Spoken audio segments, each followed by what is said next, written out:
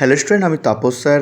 আজকে এই ভিডিওতে তোমাদের রবীন্দ্রভারতী বিশ্ববিদ্যালয় অর্থাৎ যারা সবেমাত্র ফার্স্ট সেমিস্টার উঠলে তো তোমাদের সিসি 1.2 যে পেপারটি আছে হিস্ট্রি এম এ ডিস্টেন্সে রবীন্দ্র বিশ্ববিদ্যালয়, তো তাদের জন্য সাজেশান নিয়ে চলে এসেছি, ফুল সাজেশান, যেখানে তোমরা ইম্পর্টেন্ট অর্থাৎ ফার্স্ট চয়েস, সাপোর্টিং এবং এক্সট্রা সবই কিন্তু এই ভিডিওতে আলোচনা করে দেবো। আর যারা এখনও চ্যানেলটিকে সাবস্ক্রাইব করনি অবশ্যই চ্যানেলটিকে সাবস্ক্রাইব করে রেখো এরকম ভিডিও সবাই পাওয়ার জন্য। আর তোমাদের কিন্তু আমি সিসি 1.1-এর যে সাজেশান দিয়ে দিয়েছি, এমনকি তোমাদের বিগত 2 বছরের যে প্রশ্নপত্র সেটাও তোমাদের ভিডিও আমি আপলোড করে দিয়েছি তোমাদের প্রতিটা পেপারে।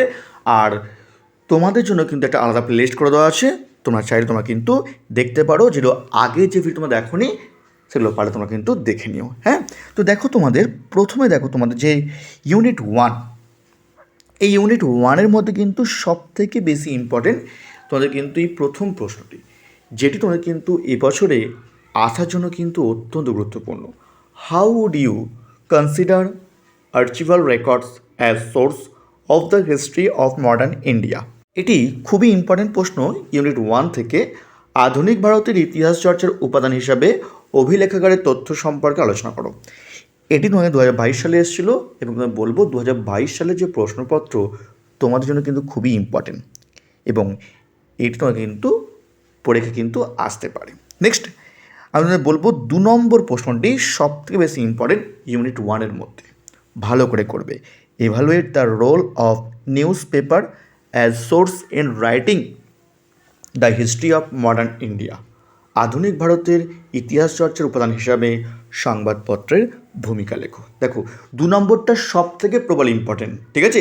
আমার মতে কিন্তু 2 নম্বর সব থেকে বেশি ইম্পর্টেন্ট এবং 1 নম্বর হচ্ছে সাপোর্টিং বলা যায় 22-এর মধ্যে। তবে দুটির মধ্যে কিন্তু কিন্তু একটি বিশাল ইম্পর্টেন্ট, তোমরা কিন্তু ভালো করে করবে। আরেকটা তোমার দেখো ইউনিট 1 দেখে discuss about the different interpretation of modern India historiography. আধুনিক ভারতের ইতিহাস চর্চার বিভিন্ন ব্যাখ্যা নিয়ে আলোচনা করো, ঠিক আছে? তোমরা কিন্তু করে যাবে, এটা সাপোর্টিং হিসাবে করে যাবে, ইম্পর্টেন্টের মধ্যে পড়ছে একটা প্রশ্নটা। নেক্সট দেখো, how would you consider oral tradition as source of history of modern India? আপনি কীভাবে মৌখিক ঐতিহ্যকে আধুনিক ভারতের ইতিহাসের উপাদান হিসাবে বিবেচনা করবে? এটিও কিন্তু হলো সাপোর্টিং করে যাও তোমরা, কারণ দেখো এই যে প্রশ্ন তোমরা কিন্তু 2023 সালে চলে ঠিক কথা, তো তোমাদের বলবো অনেক সময় তোমার কিন্তু প্রশ্ন রিপিট হয়, তো রিপিট যদি হয় তোমার কিন্তু এটি কিন্তু আসার আমরা কিন্তু অত্যন্ত প্রবল, ঠিক আছে? এবার দেখো তোমাদের ইউনিট 2 দেখো, ইউনিট 2 নেক্সট দেখো, examine the major constants in the 18th century Indian economy which withheld the process of transformation of the maintained capitalism into industrial capital in the late 18th century. অষ্টাদশ শতকের ভারতীয় অর্থনীতির প্রধান সীমাবদ্ধতাগুলি পরীক্ষা করুন, যা অষ্টাদশ শতকের শেষের দিকে মানসিক পুঁজিবাদকে শিল্প পুঁজিতে রূপান্তরের প্রক্রিয়ায় আটকে রেখেছিল। তোদের কিন্তু 2022 প্রশ্নটি এসেছিলো এবং তোমাদের জন্য কিন্তু অত্যন্ত গুরুত্বপূর্ণ একটি প্রশ্ন, পরীক্ষায় কিন্তু বিশাল বিশাল ইম্পর্টেন্ট এই প্রশ্নটি পরীক্ষার জন্য আসার জন্য। নেক্সট হলো তোমাদের পরের প্রশ্ন, in that ways did the development of market force other the substance character of Indian agriculture by the mid 18th century? অষ্টাদশ শতকের মধ্যবর্তী সময় বাজার শক্তি বিকাশ কি ভারতীয় কৃষির জীবিকা নির্বাহের চরিত্রে পরিণত হয়েছিল? বলে তোমাদের 1 এবং 2-এর মধ্যে তোমাদের পরীক্ষা একটি আসতে পারে, প্রবলি ইম্পর্টেন্ট প্রশ্ন, তোমাদের ভালো করে পড়বে, ভেরি ভেরি ইম্পর্টেন্ট প্রশ্ন ইউনিট 2 থেকে। নেক্সট দেখো আরও একটি গুরুত্বপূর্ণ প্রশ্ন আমরা বলবো আমরা, examine the major barriers in the 18th century Indian economy that withheld its transformation from retained capitalism into industrial capitalism in the late 18th century. অর্থাৎ অষ্টাদশ শতকের ভারতীয় অর্থনীতিতে প্রধান বাধাগুলি পরীক্ষা করুন, যেগুলি অষ্টাদশ শতকের শেষের দিকে স্থির পুঁজিবাদ থেকে শিল্প পুঁজিবাদে রূপান্তরিত হয়েছিল। ভেরি ভেরি ইম্পর্টেন্ট প্রশ্ন, এই 3টে তোমরা কিন্তু ভালো করে পড়বে, আগে 1, 2 পড়বে এবং 3 নম্বর তোমরা কিন্তু তারপর পড়বে। নেক্সট দেখো লাস্ট প্রশ্ন আমাদের সাপোর্টিং প্রশ্ন, would you argue with the view that the political crisis of the 18th century Indian caused the decline of Indian economy. আপনি কি এই দৃষ্টিভঙ্গি নিয়ে তর্ক করবেন যে 18 শতকের রাজনৈতিক সংকট ভারতীয় অর্থনীতির পতনের প্রধান কারণ ছিল? এটা তোমরা ভালো করে যাও, কারণ এটা সাপোর্টিং প্রশ্ন আমাদের। আগে ভালো করে পড়বে তোমরা ইউনিট থেকে ওই 3টি প্রশ্ন, তারপর তোমরা কিন্তু এটি সাপোর্টিং করে যাও। নেক্সট দেখো তোমাদের পরের প্রশ্ন, দেখো ইউনিট 3 থেকে evaluate the achievements of Ranjit Singh. Ranjit Singh কৃতিত্ব লেখো। নেক্সট দেখো discuss the causes and consequence of the policy of doctrine of lapse of Lord Dalhousie. Lord ডালহৌসির শর্তবিলোপ নীতির কারণ ও ফলাফল লেখো। ঠিক আছে, তো খুবই ইম্পর্টেন্ট প্রশ্ন। এটা 22 সালে এসেছিল, বলবো তোমাদের 1 এবং 2 এর মধ্যে পরীক্ষা কিন্তু একটি বিশালই ইম্পর্টেন্ট। নেক্সট দেখো তোমাদের what do you understand by subsidiary alliance, how does it help the expansion of British power in India. অধীনতামূলক মিত্রনীতি বলতে কী বোঝো? এটি কীভাবে ভারতে ব্রিটিশ শক্তির সম্প্রসারণে সহায়তা করেছিল? দেখো শর্তবিলোপ নীতি অথবা অধীনতামূলক মিত্রনীতির মধ্যে কিন্তু পরীক্ষা কিন্তু একটি বিশালই ইম্পর্টেন্ট, ভালো করে করবে। নেক্সট দেখো discuss the Anglo Mysore relation in the 18th century in India. ইঙ্গো মহীশূর সম্পর্কে আলোচনা করো। ঠিক আছে, তো 1 থেকে 4 তোমরা কিন্তু ভালো করে পড়বে, কারণ দেখো কি বললাম, হয় অধীনতামূলক মিত্রনীতি, না হলে তোমরা কিন্তু শর্তবিলোপ নীতির মধ্যে একটা পরীক্ষা আসে, তবুও তোমরা কিন্তু তোমরা কিন্তু দুটো করে যাও, কারণ তোমরা কি বললাম অনেক সময় কিন্তু প্রশ্ন কিন্তু হার্ড এসে থাকে বা কঠিন হয়, তখন সমস্যা পড়বে। এবং ভালো করে পড়ার পর তারপর তোমরা কিন্তু সাপোর্টিং কিছু করে যাবে, তোমরা জাস্ট সাপোর্টিং করে যাবে। Critically review the Anglo Maratha rivalry in the 18th century in India. ইঙ্গো মারাঠার সম্পর্ক আলোচনা করো।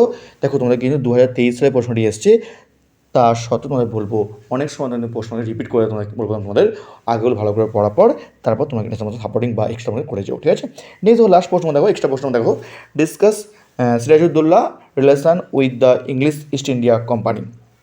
অর্থাৎ সিরাজউদ্দৌলার সঙ্গে ইংলিশ ইস্ট ইন্ডিয়া কোম্পানির যে সম্পর্ক, সেই সম্পর্ক আলোচনা করো। এবার তোমরা লাস্ট ইউনিট 4 থেকে যারা এখনও চ্যানেলটিকে সাবস্ক্রাইব করনি, অবশ্যই চ্যানেলটিকে সাবস্ক্রাইব করে রেখো এরকম ভিডিও সবাইকে পাওয়ার জন্য। আর তোমাদের কিন্তু আমি একটি প্লেলিস্ট করে দেওয়া আছে তোমাদের MA যারা সবাই ভর্তি হলে তাদের জন্য।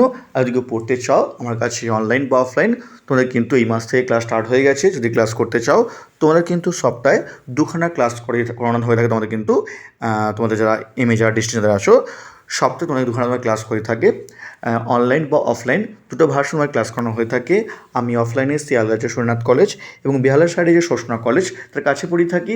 এমন তোমার চাইলে তোমরা কিন্তু অনলাইন ক্লাসও করতে পারো, চাইলে তোমরা কিন্তু 2টি ডেমো ক্লাস তোমরা কিন্তু করে দেখতে পারো। ঠিক আছে, তো লাস্ট ইউনিট দেখো unit 4, how would you explain the development of the ideologies of the Raj in 19th century India. Very important প্রশ্ন ইউনিট 4 থেকে, আমার মতে কিন্তু সব থেকে প্রবল ইম্পর্টেন্ট এবং আরবিও একটি ফেভারিট প্রশ্ন।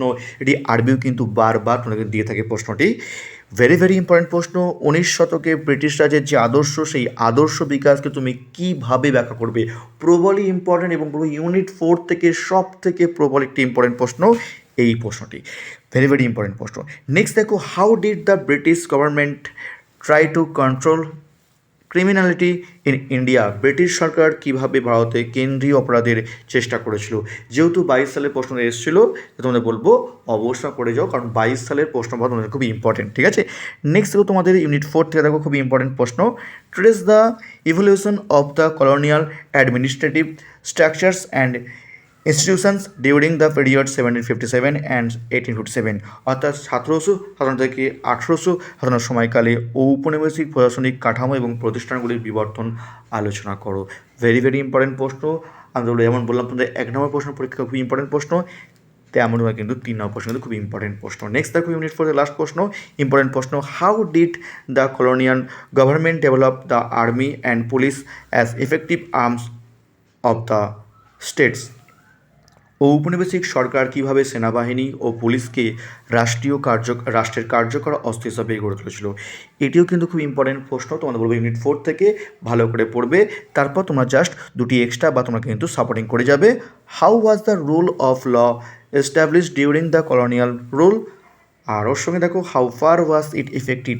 ঔপনিবেশিক শাসনকালে আইনের শাসন কীভাবে প্রতিষ্ঠিত হয়েছিল এবং এটি কতদূর কার্যকর হয়। তোমরা কিন্তু সাপোর্টিং করে প্রশ্নটি। লাস্ট দেখো তোমার প্রশ্ন, comment on the racial attitude of the British in India. ভারতে ব্রিটিশদের জাতিগত মনোভাব সম্পর্কে মন্তব্য করো। তো এই ছিল তোমাদের সিসি 1.2 এর যে সাজেশান, তোমাদের ফুল সাজেশান, ইম্পর্টেন্ট, সাপোর্টিং এবং এক্সট্রা কোনগুলো সবাই কিন্তু আলোচনা করলাম। আজ এখনও আমার চ্যানেলটিকে সাবস্ক্রাইব করনি, অবশ্যই চ্যানেলটিকে সাবস্ক্রাইব করে রাখো এরকম ভিডিও সবাই পাওয়ার জন্য।